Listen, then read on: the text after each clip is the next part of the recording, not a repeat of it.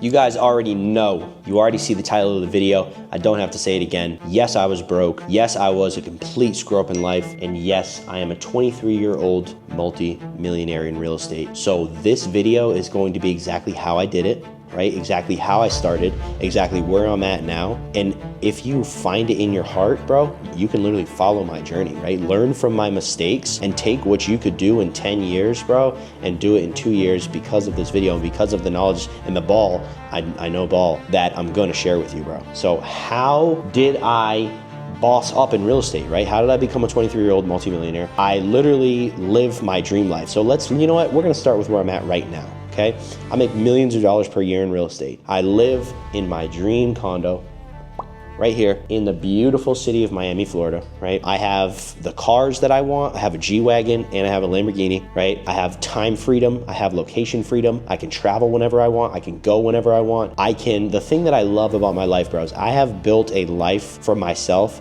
in which I respond to nobody, absolutely nobody, bro. If I wanna sit on the toilet and take a shit at 12:30 at night and drink apple juice, I can do it, right? If I wanna wake up, if I wanna go hit a brutal leg day to the point where I can't even remember my name at 2 p.m. on a Tuesday, guess what? I'm gonna do it, bro. And that's my biggest flex. Like, yes, there are people in the world who make more money than me, but I crush it as a 23-year-old. Like, let's really look into the numbers for a second. How many other 23-year-olds are making multi-million dollars a year? You know what I'm saying? So for me, it just reaches a point where like more money would not improve my life, bro. Because I pretty much have everything I want. You know what I mean? So now it's chasing freedom, bro. It's chasing time. You know what I'm saying? Like, let's beat the game early so that we can just do whatever we want, whenever we want. You know what I'm saying? So yes, there are people in the world, you know, who make tens of millions per year, right? Which is more than I make. But you know, and maybe they are free as me. If they are, good for them. I will be like them someday, and that's a stage that I'll get to. But there are also a lot of them who don't have the freedom, and they're on call to this, and they're, you know, this and that. And I pride myself on just, you know, true wealth in my eyes is being able to, I mean, I'm going to Boston tomorrow, where I'm from, to visit my family, right? And I just decided, like, literally like 30 minutes ago, before I filmed this video, I was like, yeah, no, I just want to go to Boston this weekend, and I want to, you know, fly my family out, or I want to, you know, do this, or I want to go. Like, I bought a $30,000 watch yesterday just because I was like, oh, I don't have any watches. Like, oh, I only have an Apple Watch. You know what I mean? So that right there is like the definition of, okay, like, you know, you're in good shape. You know what I'm saying? So more money, really, you know, you get to a point where it's like, money's cool and all, but now you're really searching for deeper meaning and deeper purpose, right? But anyways, let me stop my little spiel and let me go into where I started and where I am now through real estate, how real estate has literally given me my dream life, and where I was, because I was in a very bad spot and I came up relatively quickly. Not quickly, but I mean, you know, the way I was able to scale my portfolio was very quick, and I'm gonna teach you guys kind of exactly how I did it. So, you know, growing up, you know, I was nothing too crazy. I mean, I come from a middle class, you know, average kind of family background, so I didn't live a troubled childhood and on the streets and like this and that. That side of it came, I did it to myself, obviously, when I was much older, but, you know, decent background, you know, nothing really going on. I was into Off-White, designer, you know, Supreme, all that stuff, and I was reselling that in high school, and, you know, selling various things, this and that, and just kind of like, you know, I was always an entrepreneur. I was always like kind of salesy, and so I was a football player, but I was great. I was really, really talented, but never really focused and, you know, really put the effort into to learn the game and, you know, go into the gym and weight lift. And I just smoked a ton of weed in high school. I was just pretty much an idiot. Fast forward to, I get out of high school, right? About probably about a month after I graduated high school, right? From like, actually, I'm going a little too fast. From like 16 to 18 years old, I tried to wholesale real estate, right? And I was young, I had no idea what I was doing. And I used to, actually, if I did this, like, now that I think about it, it was a pretty good idea, but I was pretty creative early on. But I used to write letters. I would hand write, and you can literally ask my sister, bro, because she used to help me. She used to help me lick them and put them in the envelopes, right? The actual letters. I used to sit there for like literally 8 to 10 hours a day and hand write letters to sellers. And then what I would do is I go to the bank and I would get a little sleeve of pennies, right? And I'd put a penny in the envelope, and I would write a little note, something along the lines of like, a penny in the mail is a quick way to get paid. You know what else is a quick way to get paid? Sell me your house. And I was like, it's actually not a bad, like now that I think about it now, I'm like, hold on a minute. If I did that on like a mass scale, it'd probably be pretty successful. And I was getting calls back, but I had no idea what I was doing. I was scared shitless. I didn't know how to break down deals. I just saw, some videos on, I was classic, saw Max Maxwell and Jerry Norton, and I was like, all right, I can do this. And I brutally, massively failed, spent a ton, the post office ran it up, you know what I'm saying? They had a great year off of me, but I didn't do much. Anyways, so fast forward, I was all set. I mean, I had no idea what I wanted to do, bro. Like I said, I was just kind of a lost soul, graduated high school, and then I was actually all set and all enrolled and had a housing deposit down and everything to go to college. And the night before I was like gonna start my first class, I was like, nah, I'm not doing this. So I lost my housing deposit, parents, whatever, this and that. Sat around for a little while, and then I was like, all right, you know what? Like, I'm gonna go, real estate failed for me, but let's go try to get my real estate license and see if like anything will become of that. So I went, got licensed up, passed the, when I've always been this way. When I kind of set my mind to something and I hyper focus on it, I usually just hit it out of the park. So I studied for the real estate exam. I was in and out of there in like 20 minutes. I passed that and came to a screeching halt. And I realized that, there is a few, I started to really like look, and I realized that there's so many realtors in the world and so little percentage of them actually do all the business, right? So I found out in Massachusetts, where I'm from, I looked at a few select towns in Massachusetts and saw that there was a couple in each town, 2 to 3 top producers, right? Every once in a while there'd be a listing that comes on the market from, Sally with Coldwell Banker, who just has an inactive license, and whenever her family needs to sell something, she might sell one house a year. Every once in a while those would pop up, but I started to notice like there was consistent top producers in all the, of these areas, right? Because in order to get your real estate license, it's fairly easy. The bar is pretty low. I mean, you have to go and, pass a 120 question test and do like a 40-hour course online. So if you really grind, bro, you can do it all in like 2 weeks, which is crazy because now you're a licensed real estate professional. And, but anyways, my point is the bar is very low to enter real estate, and that's why so many real estate agents fail, right? After a certain amount of time. They sell houses for like a year, 2 years,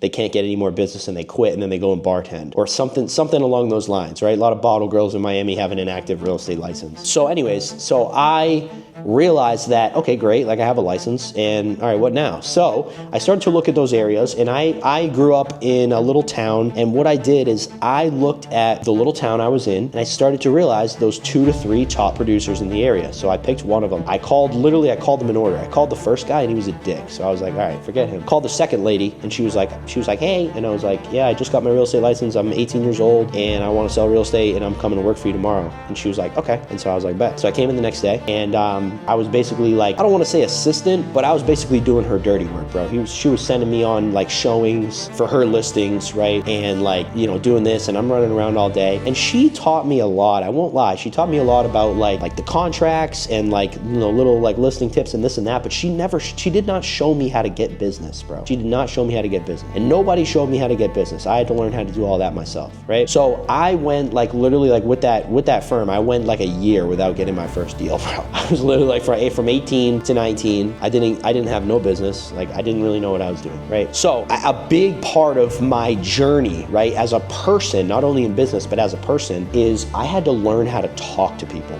right? And because I didn't know how to do that before. And I really started to double down, and I started to kind of learn how to communicate and learn psychology and this and that. And I started to pick up the game, right? I started to get a couple sales, started to rip it. A few years in, time goes by, I'm ripping realtor deals, right? I'm a beast, bro. I'm 19, 20, 21 years old, and I'm going out and I'm just like, I got the systems in place, bro. I'm like, boom, going on appointments, bro. My energy, like this and that. I'm faking it till I make it all the way, bro, right? Oh yeah, I've sold $200 million in houses, this and that. And like, I was referring obviously to the firm, but yeah, dude, I was just honestly like, I was confident, and I just didn't take no for an answer. And I learned sales, and I learned how to sell, and I learned demand, and I taught myself the game, right? And I became a boss. I've lost, 30, 40, 50 million dollars in listings because I was dumb, right? I booked so many appointments, bro, and I would go out on a listing appointment, completely blow the whole thing because I didn't know what I was talking about, and then do the same thing with 5 more. But out of those 5 failed appointments, I learned what not to say, right? And I learned, hey, what is this seller looking for? What,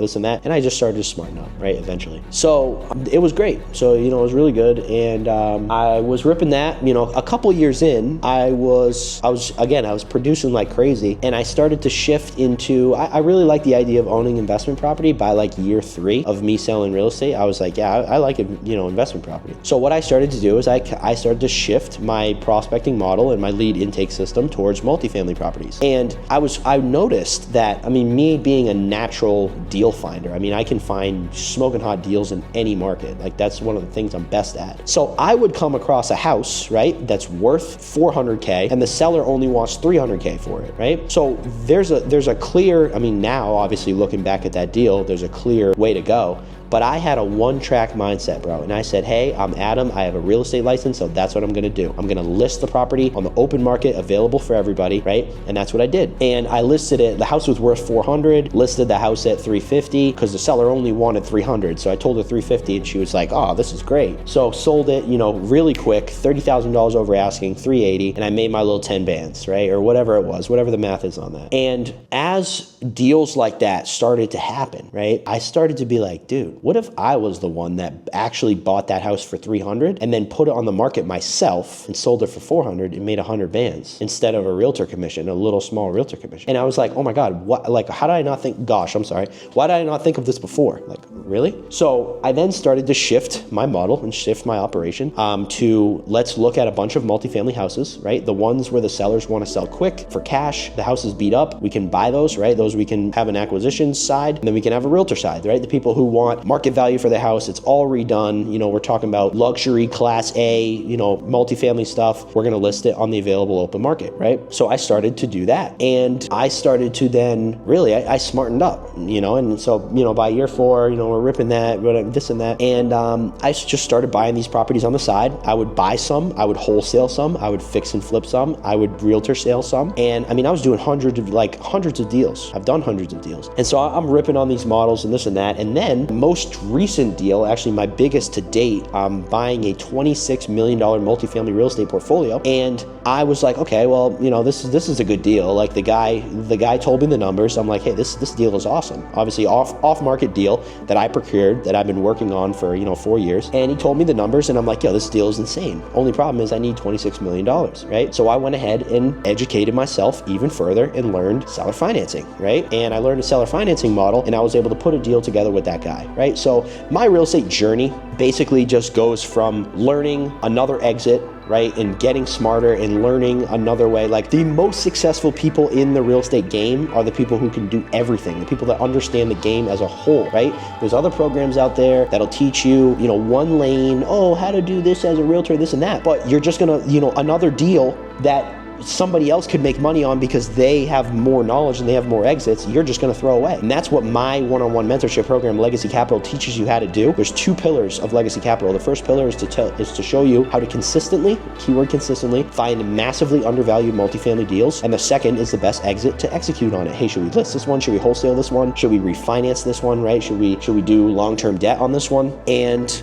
that is basically what I did, right? And over the past couple of years when I really started to dial in, because, I say all this about my childhood and, I ran it up and it looks like I've been running it, and doing really good since 18 years old, but no. So I was all throughout this, right, until 22 years old, I was an addict. I was a high performing addict, I guess you could call it, right? And I was severely limiting my potential, bro. Severely. Because I'd go on and, go out on this appointment. I had days, bro, where I was so messed up that I didn't even leave a room. I didn't do any, I had a bunch of appointments that day, right? I had a bunch of people to call and I couldn't do it. And I would blow off that whole day. And I had multiple of those days a week, right? So if I really tapped into my true potential earlier, oh my God, I would have been a billionaire with a B, right? But I was a high performing addict until 22 years old. And I ended up, right? I thought I was crushing it, doing real estate and all this stuff. And then at the beginning of this year, right, everything fell apart. Everything fell apart. And I didn't know God up until March of this year. I didn't know God. I was a terrible person. I was addicted. I had horrible addictions, and I broke apart my entire family. I was kicked out. My dad put everything I owned in a trash bag, threw it out in the rain. I was homeless. I had nobody to go to. And me and my girlfriend had broken up at the time because my addiction had ruined us as well. And so we were done. My family excommunicated me, so I had no family. The only girl that I loved, my ex-girlfriend, my only girlfriend, and the girl that I still love her to this day. I still love her to death to this day. I pray for her every single day. We split. That tore me to pieces. No family, right? My family cut me off. No friends. I was homeless. I was literally homeless, bro. This was January of this year. Which is so crazy to think about, right? And a couple of times, bro, there was a couple nights where I was about to take my life. I will not lie to you. There was a couple times that I was ready to take my life. And I had nothing to live for. I couldn't eat, I couldn't sleep. I was 130 pounds, literally homeless, bro, sleeping on the floor. I slept in a basement, right? I was able to find an unfinished basement to sleep in, right? With no hot water, bro. And I lived there for like a year. And it was a friend of mine, actually, who has the same name as me, Adam. Adam, if you're watching this, you saved my life, bro.